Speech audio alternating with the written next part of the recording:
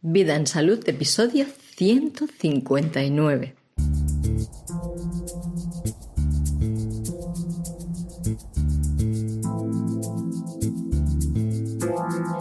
Este episodio lo vamos a dedicar a nuestra endotecnología. Vamos a estar revisando cómo se comporta nuestro organismo a nivel micro, de lo más pequeñito, de la materia. Y vamos a revisar con José Muñoz, licenciado en biología, más él se considera biolósofo, y vamos a estar revisando con él cómo es que funcionan las reacciones enzimáticas, qué son las enzimas y cómo funcionan en nuestro organismo. Así que nos vamos a zambullir en tomar conciencia de nuestro comportamiento a nivel de las moléculas. Te doy la bienvenida al podcast Vida en Salud, un podcast asociado a la Escuela Vida en Salud. Juntos tenemos el propósito de difundir información, herramientas e inspiración para empoderarnos sobre nuestra propia salud. Estamos convencidos de que la salud es intrínseca a la vida y a la existencia del ser humano y de todos los seres vivos del planeta, y que lo único que necesitamos para tener salud es tomar la responsabilidad sobre nuestro propio cuerpo, sobre nuestra propia vida y sobre nuestras propias acciones. En la escuela puedes encontrar cursos y propuestas que profundizan en esta forma de entender la salud. También proponemos reuniones periódicas donde profundizamos en diferentes temas, como por ejemplo la forma de abordar síntomas de forma doméstica para evitar que vayan a mayores. También tenemos un curso sobre sales de Schussler, que es un sistema muy sencillo, muy simple y muy efectivo para abordar problemas de salud tanto crónicos como agudos. O sea, problemas que te vienen en un momento, como pongamos un resfriado, una gripe, cualquier cosa pasajera, como aquellos que están catalogados como crónicos en nuestro paradigma dominante. Te animo a que te informes sobre todo lo que vamos proponiendo, enviándome un correo, por ejemplo, a dianavaleria@vidaensalud.es, poniéndote en contacto conmigo a través de mi usuario de Telegram, Diana Valeria Podcaster, o enviándome un WhatsApp desde el enlace que te dejaré en vidaensalud.es/podcast/159.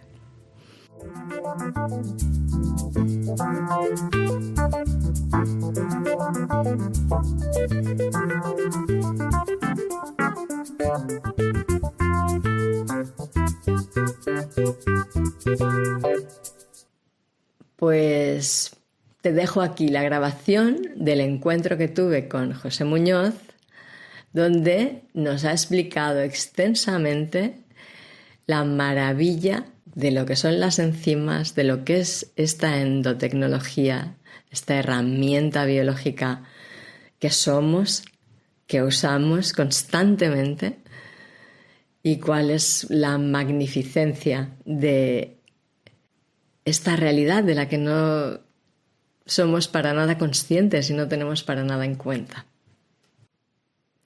Este episodio te recomiendo que no lo escuches solamente en audio, porque hay dos fotografías que nos muestra José que tienen información muy importante para complementar de forma visual lo que está explicando.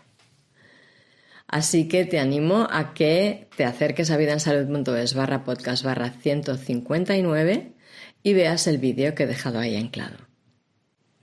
Deseo que lo disfrutes y que te aporte muchísima conciencia. Las enzimas, la forma más simple de explicarlo serían acelerantes de reacciones químicas. Un sustrato es procesado para obtener un producto. Esa es la denominación en química. Las reacciones químicas, tal y como las conocemos en química normal, por la temperatura o por la presión se pueden acelerar. Cuando en biología observamos los procesos químicos que ocurren en las células, todas estas reacciones químicas están mediadas por una enzima. Y la enzima no solo participa reduciendo la energía de activación y reduciendo el coste en tiempo de esa reacción en estado natural, sino que además en un momento dado las podemos considerar como actores mecánicos que cogen grupos químicos, los cambian de sitio, manipulan, digamos, realmente manipulan los sustratos químicos y los elementos que necesitan para que la reacción ocurra mecánicamente. Entonces ya nos tenemos que meter cuál es la estructura o qué son las enzimas en realidad. Y las enzimas son proteínas. Dentro del grupo de sustancias químicas que componen los organismos vivos, las proteínas son aquellas sustancias formadas por aminoácidos. Los aminoácidos son sustancias químicas que tienen un grupo ácido y un grupo de nitrógeno, amino. Y lo que quiere decir, el grupo amino tiene una carga positiva libre, el grupo ácido tiene una carga negativa libre.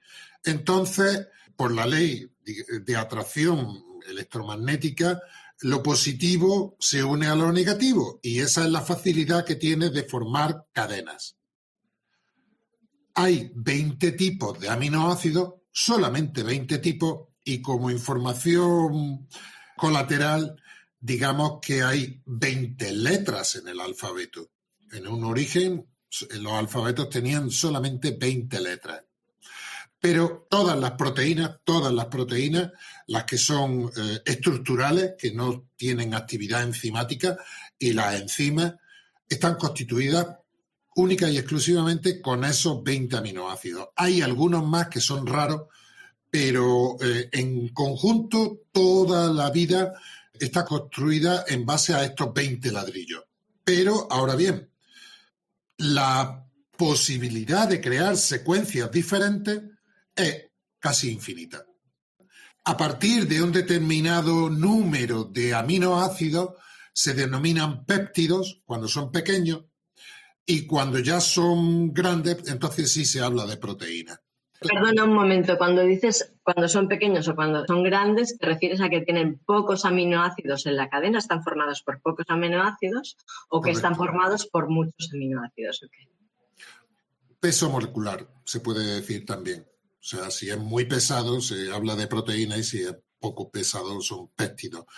Y además el péptido en realidad es simplemente la secuencia de aminoácidos, el orden de los aminoácidos, porque cuando se juntan muchos aminoácidos empiezan a crearse diferentes estructuras, hélices, placas, lo que se llama la estructura beta, y luego, digamos, como se conoce, como se estudian las proteínas, hablamos de una estructura primaria que es el orden de los aminoácidos.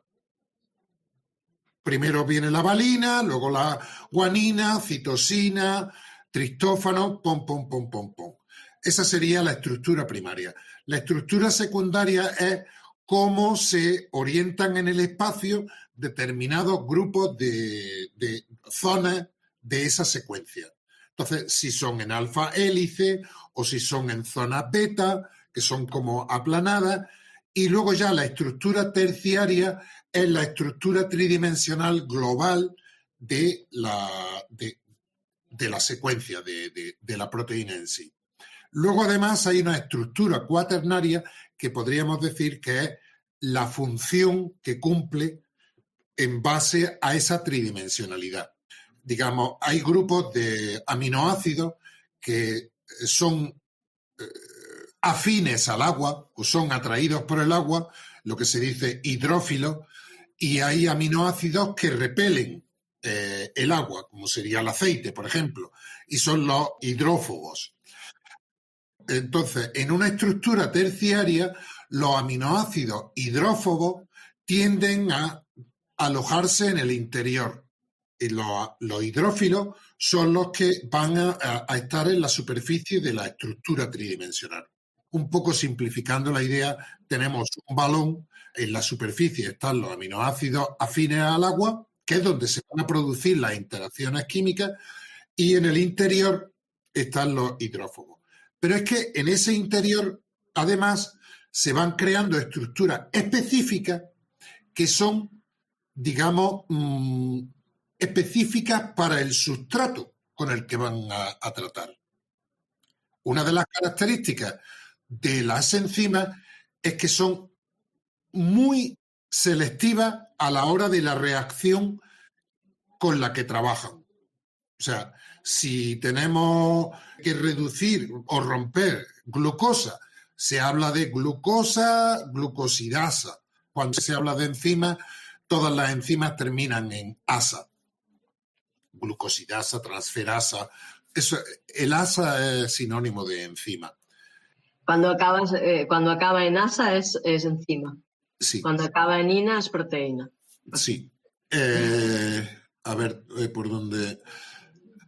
Estaba intentando llegar a lo que se llama el centro activo de la enzima. Vale, y vamos a ir. Lo que pasa es que hay algunas cosas que me han quedado un poco difusas dentro del camino que hemos ido andando contigo. Y es la estructura tridimensional. ¿De qué depende, has dicho? Vamos a ver. Los aminoácidos son iguales que unas piezas de Lego. Sí. Entonces, cada aminoácido, al unirse al anterior y al siguiente, crea unos ángulos que hacen que la cadena no sea lineal.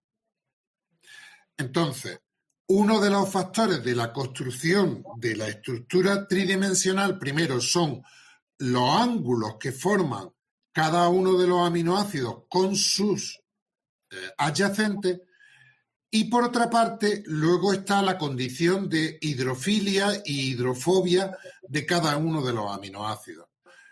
Porque hay que pensar un poco también cómo se va construyendo una proteína.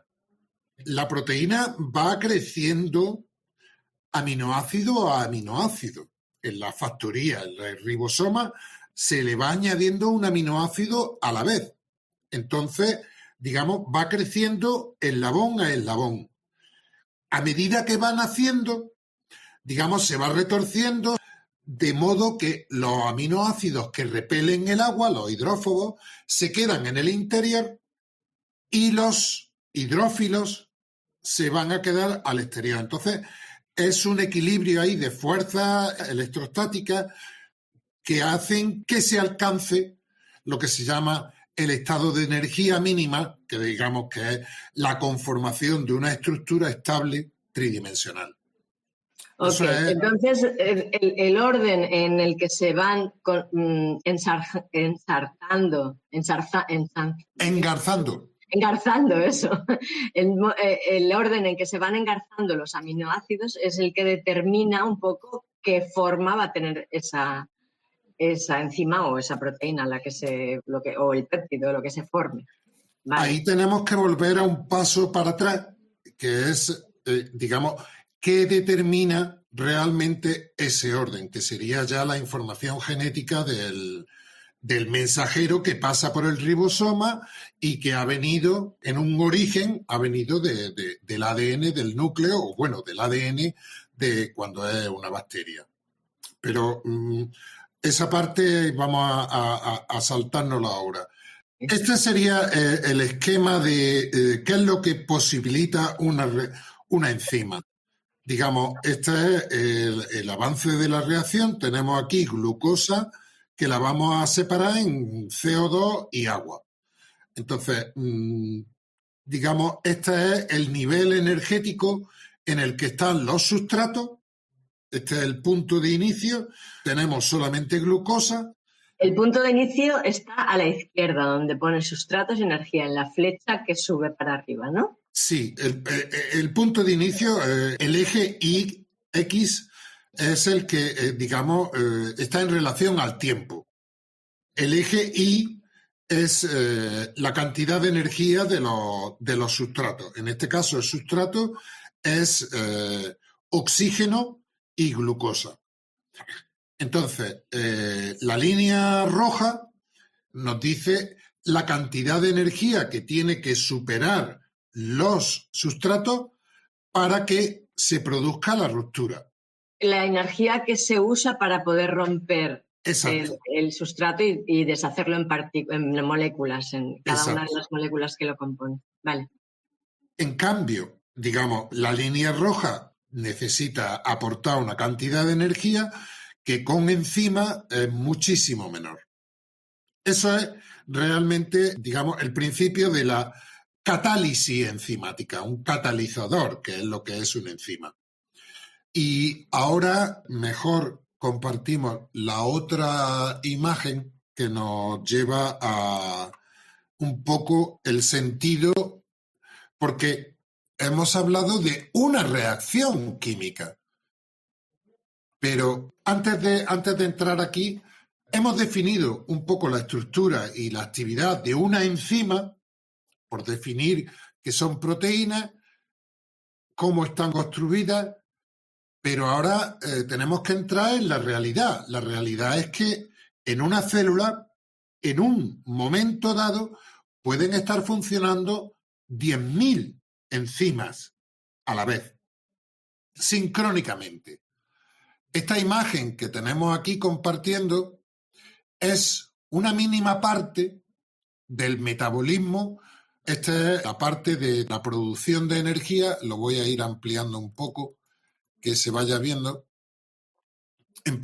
Aquí empieza la glucosa y todas las transformaciones que va sufriendo la glucosa hasta llegar al ciclo de Krebs, donde se va a producir la combustión y se cambia, realmente se produce CO2. Entonces, este es un poco el esquema del sistema de producción de energía de la célula. Entonces, pero es el esquema para una sola molécula de glucosa, o sea, todo esto pasa para procesar una molécula de glucosa. La glucosa entra por aquí. Todo lo que llega a la célula llega en forma de glucosa. El pastel ya ha pasado por todo el intestino y se ha disuelto en sus componentes esenciales y se ha reducido a moléculas de glucosa. Este camino vertical, esta línea vertical, para llegar a la ruleta, al centro del ciclo de Krebs, es el proceso de una molécula de glucosa. Ok. En la célula se está dando esto multiplicado por unas cuantas veces. Esto mismo... A ver, este proceso puede ocurrir en, no sé, ¿qué tiempo? ¿Milisegundos? ¿Segundos? Esto está también en relación a las reacciones para reponer los elementos del ciclo de Krebs.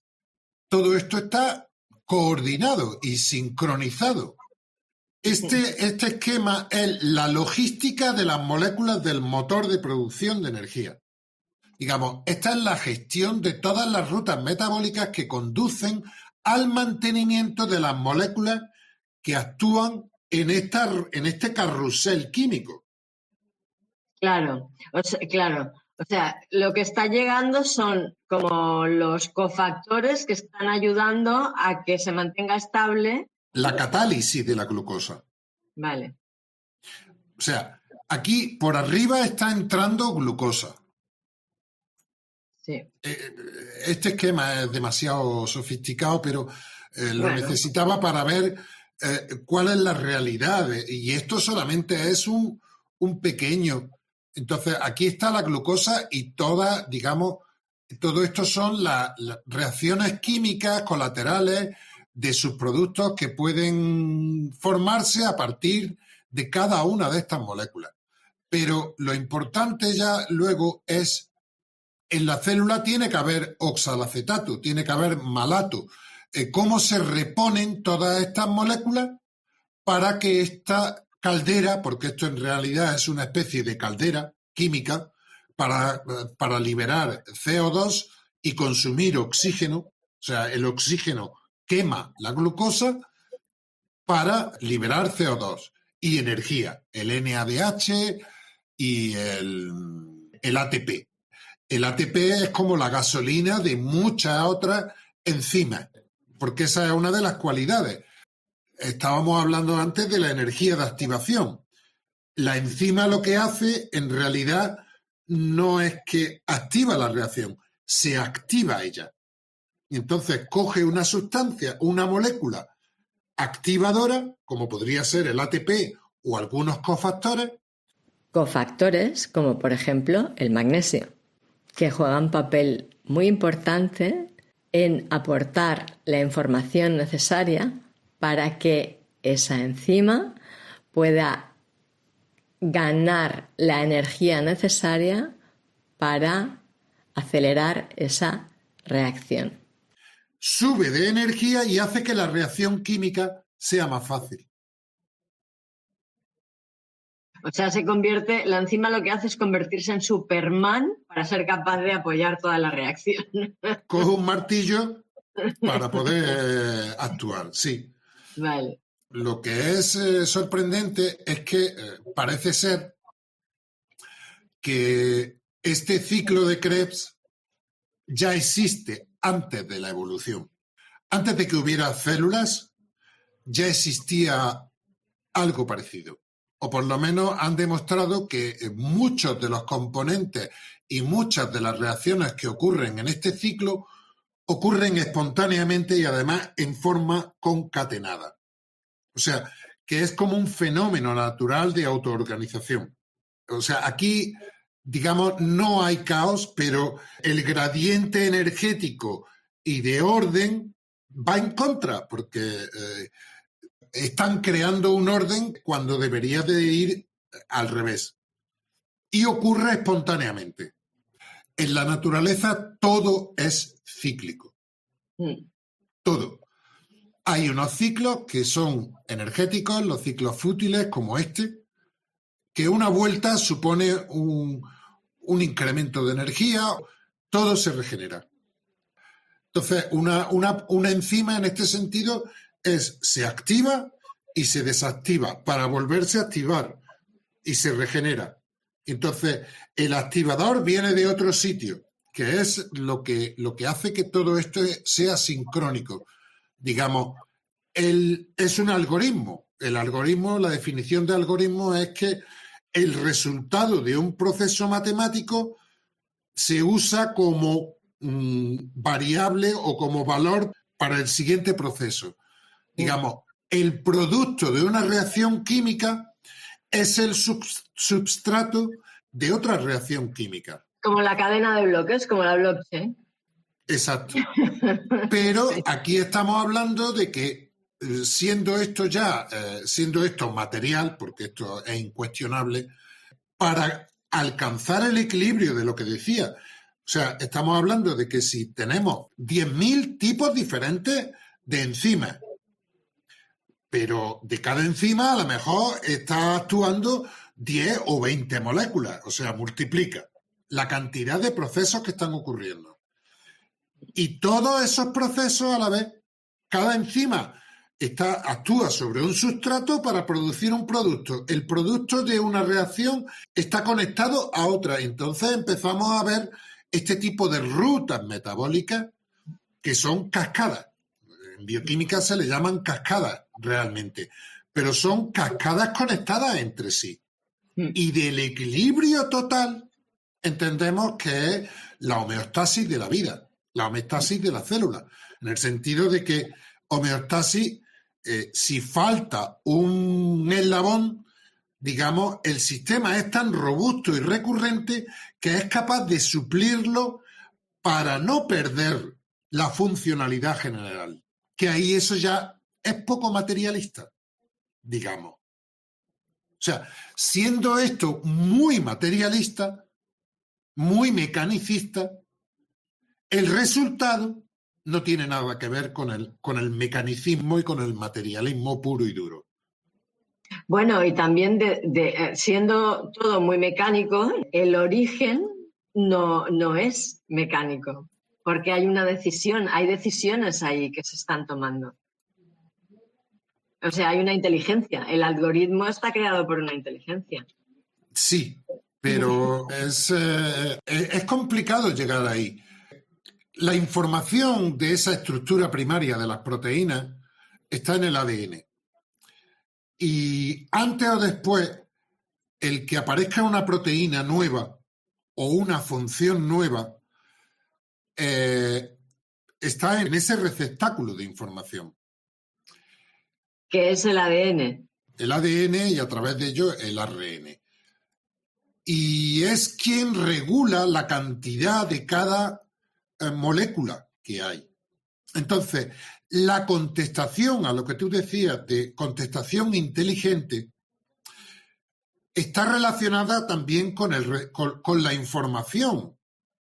O sea, el punto en el que estamos hablando de enzimas, reacciones químicas y sistema que puede responder, en el punto en el que nos hemos quedado, en donde me has preguntado si hay una inteligencia, digamos que las enzimas son las palabras finales de un lenguaje. Pero la contestación no viene directamente de las palabras. O sea, hay un gestor para que diga, ahora tengo que contestar con esta enzima, ahora tengo que contestar con esta otra. Ahí es donde sí está la inteligencia. Pero hay un sistema, esto es muy complicado. Una vez que tienes toda la arquitectura formada, tienes que ver que hay esto visto en la célula.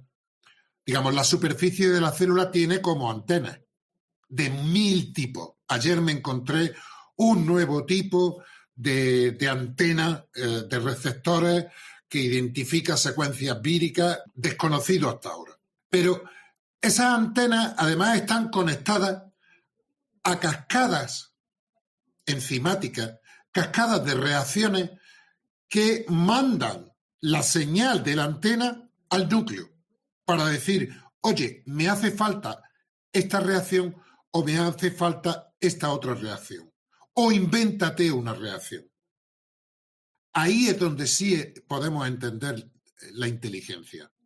Aunque visto mucho más a fondo, es todavía más complicado porque están apareciendo ahora centros de procesamiento de señales en el citoplasma, donde participan varias proteínas, donde participan ácidos nucleicos y ya empiezan ahí a aparecer fenómenos en los que, en función de que se unan diferentes tipos de activadores, ese centro logístico o ese centro de reunión va a desencadenar una respuesta u otra.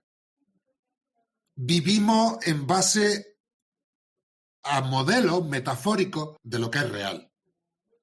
Y en función del microscopio que uses, pues ves de una manera o ves de otra manera. Y comprendes de una manera o comprendes de otra. Hasta ahora hemos entendido las células, pues eso, desde la genética, hay una información que dice que tiene que ser así y va a actuar y va a crear y va a hacer. Y resulta que no es tan así. Porque dentro de la célula hay más estructuras pseudointeligentes o con actividad de decidir.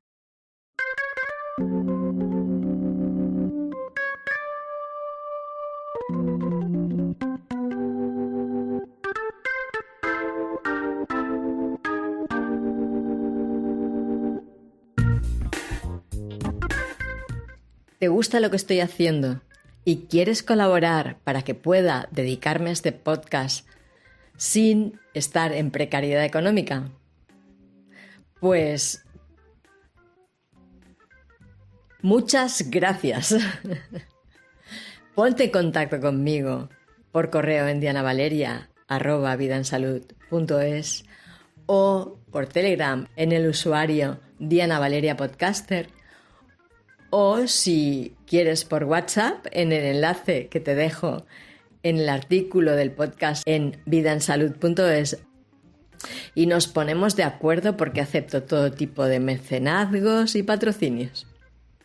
Gracias desde ya.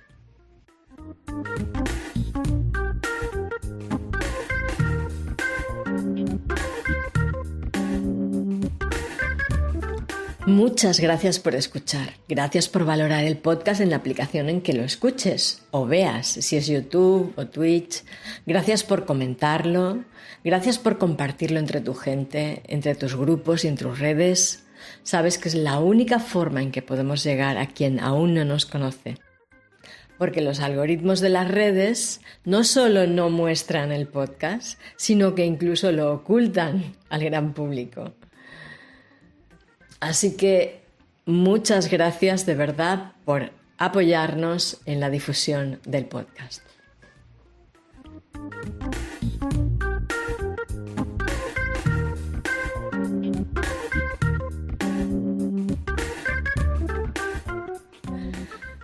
Puedes formar parte de esta comunidad en Telegram suscribiéndote al canal de la escuela buscando como Escuela Vida en Salud, o formando parte del grupo de Telegram buscándolo como Comunidad Vida en Salud. Si prefieres mantenerte en contacto desde la intimidad de tu correo, suscríbete en vidaensalud.es/suscripción. Y si no usas Telegram ni correo y sí usas WhatsApp, envíame un mensaje clicando en el link que te dejo en las notas del episodio en vidaensalud.es, y así te puedo añadir al grupo donde voy distribuyendo las propuestas que tenemos en la escuela.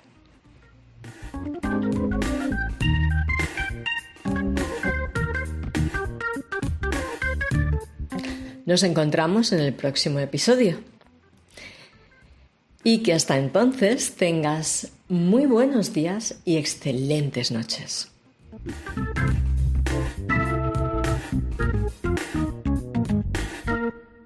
Hasta la próxima.